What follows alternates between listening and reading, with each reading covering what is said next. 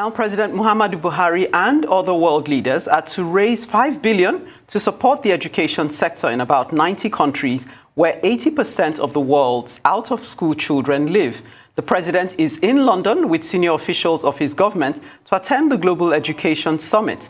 The UK and Kenya are to jointly host the meeting, tagged Global Partnership for Education, and the summit will be calling on world leaders to invest in education and improve access for girls. British Prime Minister Boris Johnson has already secured a landmark commitment from G7 partners to pledge at least $2.7 billion to the Global Partnership for Education ahead of the summit. This includes £430 million from the UK, its largest ever pledge to GPE. And joining us now to look at how best a country like Nigeria can maximize the opportunities presented by this platform is Mary Ikoku, a development analyst, self-confessed education enthusiast, and founder Emerge Women Development Initiative. Welcome, Mary. Good to have you with us. Now, always nice to be here. A pleasure. Now, most people's expectation of a summit like this is between a talk shop and a fundraising. How adequately do you think such a summit can prefer solutions, robust solutions to the challenges we face in our education sector in Nigeria today? First of all, I think that the summit is a good one, especially when I see that there's an interest to upscale the girl-child education. That is the part that excited me the most, because out of school children in Nigeria, a higher population of those out-of-school children are girls. And you also have the marriage, where early girl-child marriages and all that, which also impedes on the girl-child education, and several other issues that we deal with. So a summit like this, where we have our leaders going to have these conversations, I think it's also important that they position themselves in a way and manner that whatever these funds and monies that are being raised towards education, that Nigeria is being positioned properly, more strategically, in a way that they can be able to get listened to, and that the world will also take us seriously. And why I say this is because I do not really know what make up the contingent of people who traveled with the president. But the little that I heard in the news, I heard a list naming the DSS, the Director General of NIA, the Foreign Affairs Minister, and some other people.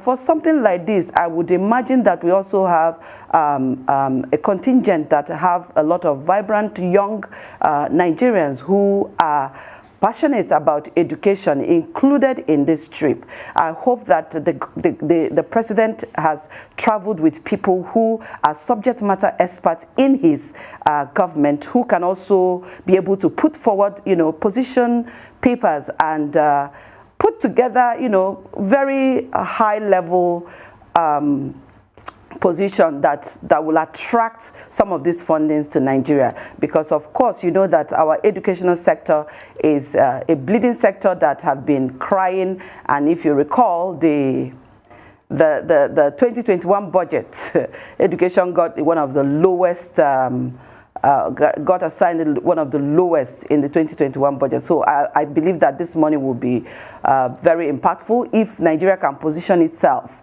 in such a way that we can attract a reasonable amount towards girl-child education in Nigeria and education in the ecosystem overall. All right, Mary, does a summit of this magnitude, does it address the unique problems that we actually face in our very almost stagnant education system?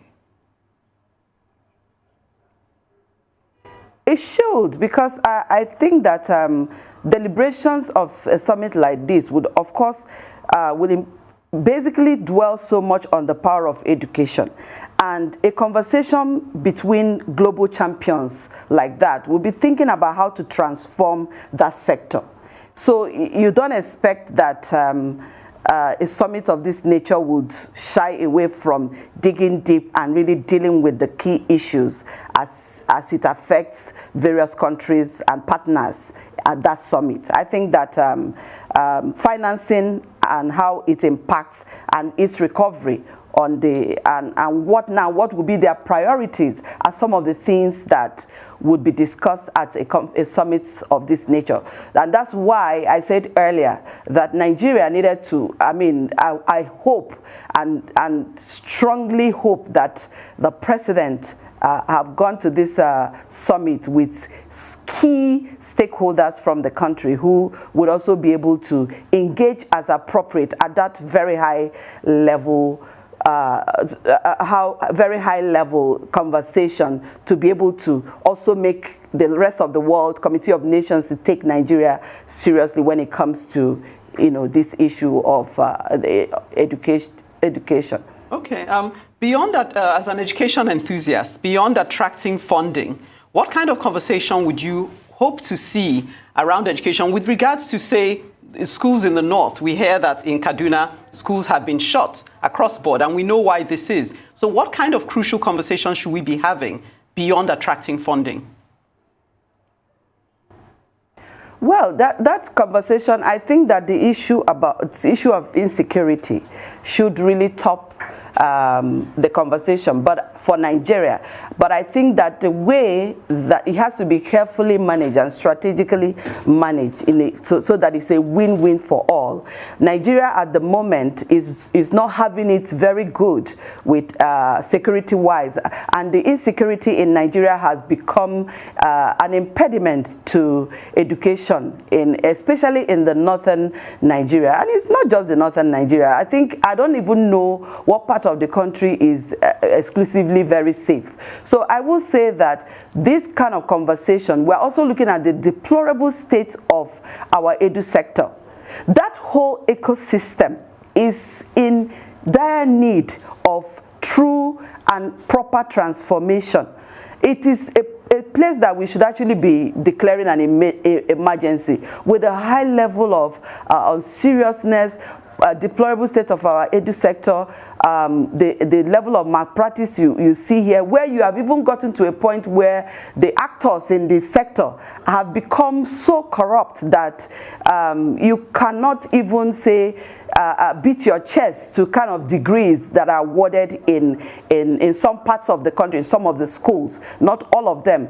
But schools are bleeding. There are even subventions from the government are not enough, and some come to schools are being all have to go through corruption. So corruption is a big issue.